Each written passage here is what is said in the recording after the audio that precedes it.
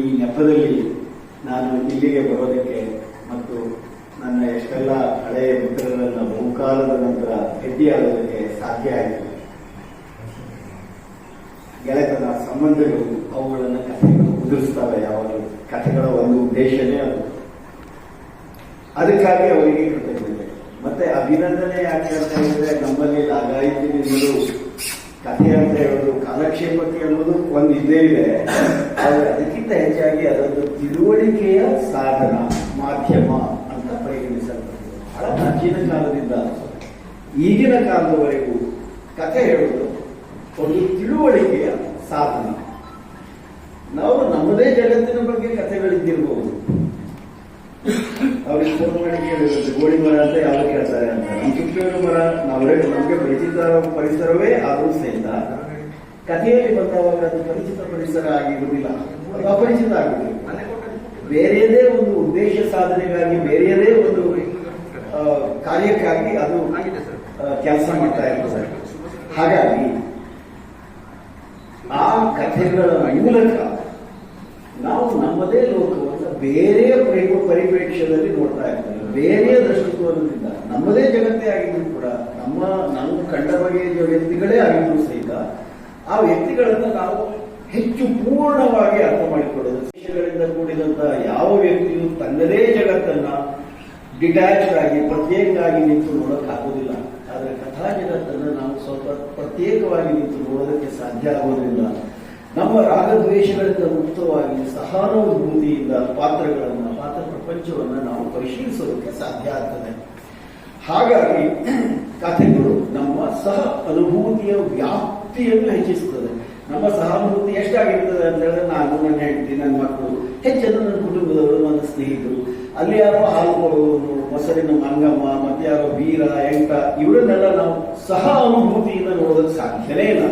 ಕಥಾ ಪ್ರಪಂಚದಲ್ಲಿ ಮಾತ್ರ ಅಂಥದ್ದೊಂದು ವಿಸ್ಮಯ ಘಟಿಸ್ತದೆ. ಅದಕ್ಕಾಗಿ ಬಹಳ ಹಿಂದಿನಿಂದಲೂ, ಪ್ರಾಚೀನ ಕಾಲದಿಂದಲೂ ಯಾರೇ ಕಥೆ ಹೇಳಿದರು, ಈ ಕಥೆಗಾರಿಕೆಯನ್ನ, ಕಥೆ ಹೇಳುವುದನ್ನ ಒಂದು ಕಾಲಕ್ಷೇಪದ ಜೊತೆಗೇನೆ ಒಂದು ಜ್ಞಾನದ ಮಾರ್ಗವಾಗಿ, ತಿಳುವಳಿಕೆಯ ಸಾಧನವಾಗಿ ಪರಿಗಣಿಸ್ತಾ ಬಂದಿದ್ದಾರೆ. ನಮ್ಮ ಕಾಲದಲ್ಲಿ ಅದು ಸಾಮುದಾಯಿಕ ಬದುಕೆ ವಿಘಟನೆಗೊಳ್ತಾ ಇರುವಂತಹ ಕಾಲದಲ್ಲಿ ಕಥೆ ಹೇಳೋದು ಅಂತ ಹೇಳಿದ್ರೆ ನೈತಿಕವಾಗಿ ಅತ್ಯಂತ ಉತ್ಕೃಷ್ಟವಾದಂತಹ ಒಂದು ಕಾರ್ಯ ಆಗಿದೆ. ಈ ಕಾರಣಕ್ಕಾಗಿ ನಾನು ಕಥೆಗಾರರನ್ನ ಮೊಟ್ಟಮೊದಲಿಗೆ ಅಭಿನಂದಿಸ್ತೇನೆ. ಈಗಾಗಲೇ ಹೇಳಿದ್ರೆ ಏನು ಅಂತ ಹೇಳಿದ್ರೆ, ನಮಗೆಲ್ಲ ಪರಿಚಿತವಾದ, ಬಹುಶಃ ಈ ಕಥೆಯಲ್ಲಿ ಬರುವಂತಹ ಭೂಪ್ರದೇಶ ಇದೆಯಲ್ಲ, ಆವರಣ ಇದೆಯಲ್ಲ, ಆ ಆವರಣ ಎಷ್ಟು ಪರಿಚಿತ ನಿಮ್ಗೆ ಆಗಿರಬಹುದು ಅಂತ ಹೇಳಿದ್ರೆ, ನೀವೆಲ್ಲ ಆ ಊರಿನ ವ್ಯಕ್ತಿಗಳೇ ಆಗಿರೋದು ಸಾಧ್ಯ ಇದೆ. ಗಂಗಾವಳಿಯ ಆಚೆ ಈಚೆಯ ಕೆಲವು ಊರುಗಳು, ಹಳ್ಳಿಗಳು ಈ ಕಥೆಗಳ ಆವರಣ ಅವು ಆಗಿದ್ದಾವೆ. ಅವು ಹೇಗಿದ್ದಾವೆ ಅಂತ ಹೇಳಿ ಕಥೆಗಳಿಗೆ ಗೊತ್ತಿದೆ. ಅಂದ್ರೆ ಅವು ಹೇಳ್ತವೆ, ಇನ್ನು ಸುಧಾರಿಸದೇ ಇದ್ದವರು, ಇದು ಇವರ ಜೀವನ ಕ್ರಮ. ಇದನ್ನೆಲ್ಲ ಯಾರು ಹೇಳ್ತಾ ಇದ್ದಾರೆ ಅಂತ ಹೇಳಿದ್ರೆ, ಒಬ್ಬ ನಿರೂಪಕ.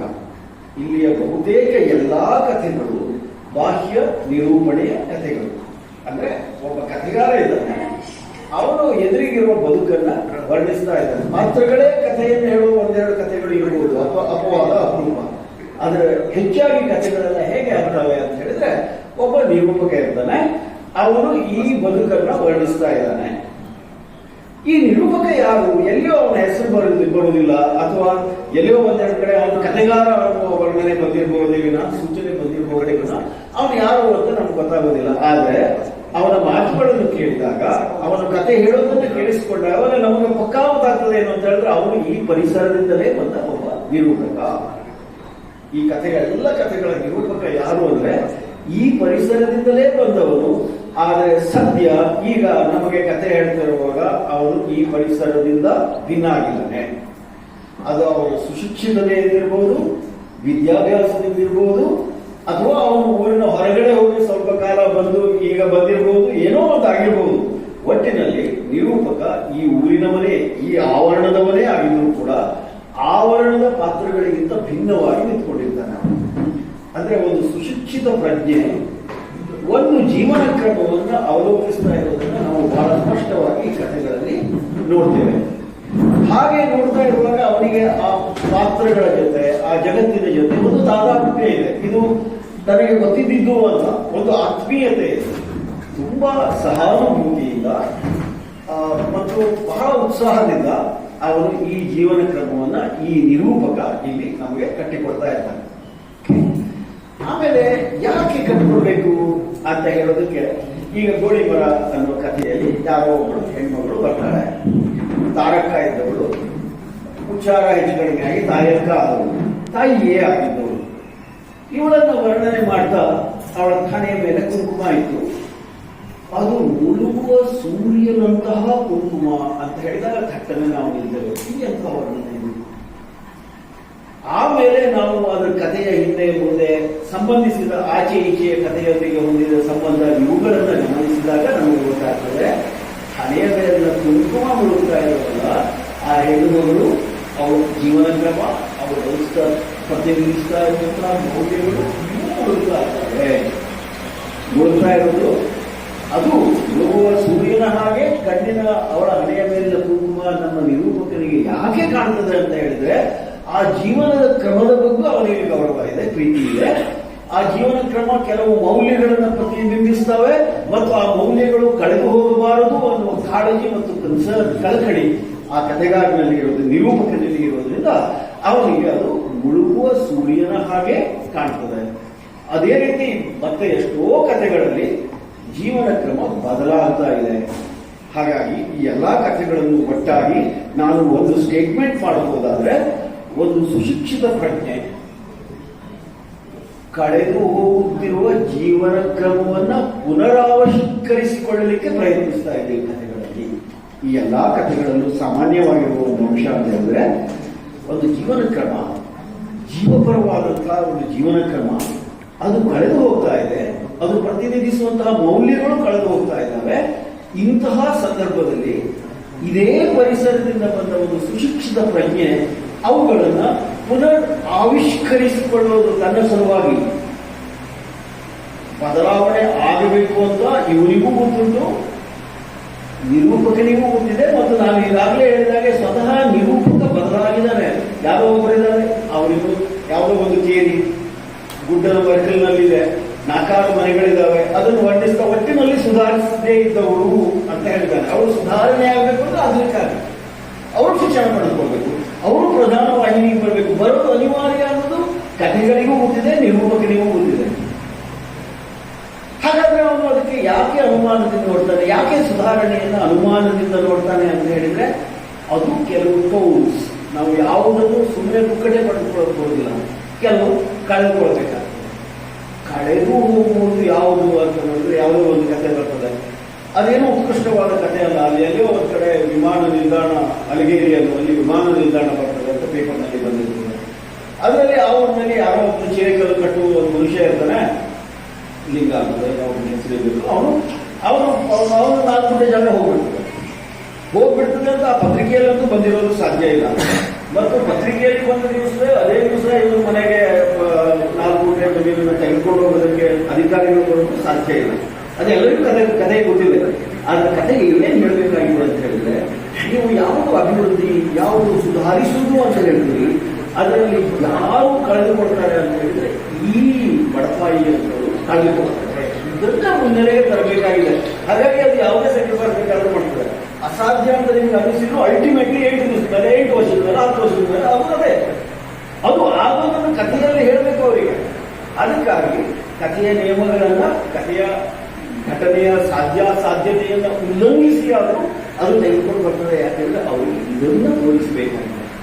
ಏನು ಅಂತ ಹೇಳಿದ್ರೆ, ಸುಧಾರಣೆ ಆಗಬೇಕು, ಆಗೋದು ಅನಿವಾರ್ಯ. ಈ ಹಳ್ಳಿಗಳು, ಕರ್ಗಾವಳಿಯ ಸುತ್ತಮುತ್ತಲಿನ ಹಳ್ಳಿಗಳು ಮುಖ್ಯ ಪ್ರವಾಹಕ್ಕೆ ಬರೋದು ಅನಿವಾರ್ಯ, ಹಾಗೆ ಆಗ್ತದೆ. ಆದರೆ ಆಗುವಾಗ ಆ ಪಲ್ಲಟದ ಹುಟ್ಟಿನಲ್ಲಿ ಕೆಲವು ಮೌಲ್ಯಗಳು ಕಳೆದು ಹೋಗುವುದು ಮತ್ತು ನಿಷ್ಪಾಪಿ ವ್ಯಕ್ತಿಗಳು ಸಫರ್ ಆಗುವುದು, ಅವರು ನೋವನ್ನು ಅನುಭವಿಸುವುದು, ಇದನ್ನ ಗಮನಕ್ಕೆ ತರಬೇಕಾಗಿದೆ ಈ ಕಥೆಗಳಿಗೆ. ಬಹಳ ಮುಖ್ಯವಾಗಿ ಅದನ್ನ ಗಮನಕ್ಕೆ ತರಬೇಕಾಗಿದೆ. ಮತ್ತು ಹಾಗೆ ತರ್ತಾ ಇರುವಾಗ ಇವರೇನು ಬಡವರು ಅಥವಾ ಇವರೇನು ರಾಗದ್ವೇಷಗಳಿಲ್ಲದ ಆದರ್ಶೀಕೃತ ವ್ಯಕ್ತಿಗಳು, ಇದನ್ನ ನಿರಾಕರಿಸ್ತದೆ ಕಥೆ. ಹಾಗೇನೂ ಅಲ್ಲ. ಅವ್ರು ಎಂಥವ್ರು ಅಂತ ಹೇಳಿದ್ರೆ ಅಲ್ಲಿ ಆಧಾರ ಇದೆ, ಅನೈತಿಕ ಸಂಬಂಧಗಳು ಇದ್ದಾವೆ. ಆ ಸಂಬಂಧಗಳನ್ನು ಕೆಲವರ ಜೀವನ ತಲೆಕೆಳಗಾಗಿ ಹೋಗ್ಬಿಟ್ರೆ ಕೆಲವರು ಔದಾರ್ಯದಿಂದ ಸ್ವೀಕರಿಸ್ತಾರೆ. ಇಂಥವೆಲ್ಲ ಇದ್ದಾವೆ. ಸೊ ನಮಗೆಲ್ಲರಿಗೂ ಗೊತ್ತಿರುವಂತಹ ರಾಗದ್ವೇಷಗಳಿಂದ ಕೂಡಿದಂತಹ ಜನರೇ ಹೌದು, ಅತ್ಯಂತ ಸಾಮಾನ್ಯವಾದ ಬದುಕು ಹೌದು, ಮತ್ತು ಅದು ಬದಲಾವಣೆ ಆಗೋದು ಅನಿವಾರ್ಯ ಕೂಡ ಆಗಿದೆ. ಆದರೆ ಒಂದು ಸುಶಿಕ್ಷಿತ ಪ್ರಜ್ಞೆ ಹಾಗೆ ಬದಲಾಗುವಾಗ ಕೆಲವನ್ನಾದರೂ ನಾವು ಉಳಿಸಿಕೊಳ್ಳೋದಕ್ಕೆ ಸಾಧ್ಯ ಇದೆ, ಕೆಲವು ಪಾಠಗಳನ್ನಾದರೂ ನಾವು ಅದರಿಂದ ಪಡೆದುಕೊಳ್ಳೋದಕ್ಕೆ ಸಾಧ್ಯ ಇದೆ ಅನ್ನೋದನ್ನ ಬಹಳ ಕಳಕಳಿಯಿಂದ, ವಿತ್ ಗ್ರೇಟ್ ಕನ್ಸರ್ನ್, ಬಹಳ ಕಾಳಜಿಯಿಂದ ಅದು ದಾಖಲಿಸ್ತಾ ಹೋಗ್ತದೆ. ಆ ಕಾರಣದಿಂದ ಈ ಕಥೆಗಳು ಬಹಳ ಮುಖ್ಯ ಅರ್ಥವನ್ನು. ಮತ್ತು ಈ ಉತ್ತರ ಕನ್ನಡದ ಮಟ್ಟಿಗೆ ಹೇಳೋದಾದ್ರೆ ಇಂತಹ ಕಥೆಗಳಿಗೆ ಒಂದು ದೀರ್ಘವಾದ ಪರಂಪರೆ ಇದೆ ಅನ್ನೋದನ್ನು ನಾವು ಗಮನಿಸಬೇಕು. ನಮ್ಮ ಅತ್ಯಂತ ಆರಂಭಿಕ ಕಥೆಗಳೆಲ್ಲವೂ ಬಹುಶಃ ಜನಸೇವಕ ಅಂತಹ ಪತ್ರಿಕೆಗಳು ಕಥೆಗಳನ್ನು ಪ್ರಕಟಿಸ್ತಾ ಇದ್ದ ಕಾಲದಲ್ಲಿ ಉತ್ತರ ಕನ್ನಡದ ಜೀವನ ಚಿತ್ರಗಳು ಅನ್ನುವ ಒಂದು ಮಾಲಿಕೆಯನ್ನೇ ಆರಂಭಿಸಿದೆ. ಯಶವಂತ ಚಿತ್ತಾರರ ಬೊಮ್ಮಿಯ ಉಡುಗೊರೆ ಮತ್ತು ಬೇರೆ ಕಥೆಗಳೆಲ್ಲ ಇದಾವಲ್ಲ, ಹುಟ್ಟುಮಿ ಅಂಥ ಕಥೆಗಳನ್ನು ನೀವು ನೋಡಿದ್ರೆ ಅವು ಈ ಕಥೆಯ ಬಹಳ ಹತ್ತಿರದಲ್ಲಿ ಹೋಗ್ತವೆ. ಯಾಕೆಂದ್ರೆ ಇವೆಲ್ಲವೂ ಆರಂಭದಲ್ಲಿ ಉತ್ತರ ಕನ್ನಡದ ಜೀವನ ಚಿತ್ರಗಳು ಅನ್ನುವ ಮಾಲಿಕೆಯ ಕಥೆಗಳಾಗಿ ಪ್ರಕಟ ಆಗಿವೆ. ಅದೇ ರೀತಿ ವಿ ಜಿ ಭಟ್ರ ಕಥೆಗಳು, ಸಹ್ಯಾದ್ರಿ ಅಂತ ಸಂಗ್ರಹದ ಕಥೆಗಳು, ಅಥವಾ ವಸು ಭಟ್ರ ಕಥೆಗಳು, ಕಥೆಗಳು ಆ ಸೀರಿಯಸ್ನಲ್ಲಿ ಬಂದಿವೆ. ಹೀಗೆ ಇಲ್ಲಿ ಕಳೆದು ಹೋಗುತ್ತಿರುವ ಜೀವನ ಕ್ರಮವನ್ನು ದಾಖಲಿಸುವಂತಹ ಒಂದು ಕಥಾ ಪರಂಪರೆಯೇ ಇದೆ. ಆ ಪರಂಪರೆಗೆ ಏನಿಲ್ಲ ಅಂದ್ರೂ ಒಂದು ಈಗ 120 ವರ್ಷಗಳ ಹಿಸ್ಟ್ರಿ ಇದೆ. ಆ ಸಬ್ ಟ್ರೆಡಿಷನ್ ಕಥನದ ಆ ಉಪ ಪರಂಪರೆಯ ಬಹಳ ಮುಖ್ಯವಾದ ಕೃತಿ ಇದು ಅಂತ ನಾನು ಹೇಳೋದಕ್ಕೆ ಇಷ್ಟಪಡ್ತೇನೆ. ಯಾತಕ್ಕೆ ಅಂತ ಹೇಳಿದ್ರೆ ಹಿಂದಿನ ಆ ಕಥೆಗಳಿಗೂ ಮತ್ತು ಈ ಕಥೆಗಳಿಗೂ ಇರುವ ಒಂದು ಮೌಲಿಕವಾದ ವ್ಯತ್ಯಾಸ ಅಂತ ಹೇಳಿದ್ರೆ, ಈ ವಿ ಜಿ ಭಟ್ರ ಕಥೆಯನ್ನೆಲ್ಲ ತೆಗೆದುಕೊಂಡ್ರೆ ಅಲ್ಲೆಲ್ಲ ಒಂದು ದೃಷ್ಟಿಕೋನ ಕಾಣ್ತದೆ. ಇದು ಕಳೆದು ಹೋಗ್ತಾ ಇದೆ ಅನ್ನುವ ಹಳಹಳಿ, ಅದನ್ನು ಕಳೆದು ಹೋಗ್ತಾ ಇದೆ, ಏನೂ ಮಾಡೋಕ್ಕಾಗೋದಿಲ್ಲ ಅನ್ನೋ ಒಂದು ಅಸಹಾಯಕತೆ ಆ ಕಥೆಗಳಲ್ಲಿ ಮತ್ತೆ ಮತ್ತೆ ಕಂಡು ಬರ್ತದೆ. ಆದರೆ ಈ ಕಥೆಗಳ ಇದೆ ಅಂದರೆ ಇದು ಈ ಬಗೆಯ ಸ್ಟ್ಯಾಲ್ಸಿಯ ಹಳಹಳಿಯಿಂದ ಸಂಪೂರ್ಣವಾಗಿ ಮುಕ್ತ ಆಗಿದೆ. ಬಹಳ ವಸ್ತುನಿಷ್ಠವಾಗಿ ಇದು ಹೀಗಿದೆ ಅನ್ನುವ ರೀತಿಯಲ್ಲಿ ಗ್ರಹಿಸಿ ಬರೆದಂತಹ ಕಥೆಗಳಾಗಿರೋದ್ರಿಂದ ಈ ಕನ್ನಡ ಕಥೆಯ ಪ್ರಾದೇಶಿಕ ಚಿತ್ರಣವನ್ನು ಕೊಡುವ ಉಪ ಪರಂಪರೆಯ ಒಂದು ಧಾರೆಯ ಕೃತಿಗಳಲ್ಲಿ ಬಹಳ ಮುಖ್ಯವಾದಂತಹ ಈ ಕೃತಿ ಅಂತ ಇದನ್ನು ಸ್ವಾಗತಿಸೋದಕ್ಕೆ ನನಗೆ ಬಹಳ ಸಂತೋಷ ಅಂತ ಅನ್ನಿಸ್ತದೆ. ಹಾಗಾಗಿ ನಾನು ಮತ್ತೊಮ್ಮೆ ಅಭಿನಂದಿಸ್ತೇನೆ ಮತ್ತು ನಿಮ್ಮೆಲ್ಲರಿಗೂ ನಾನು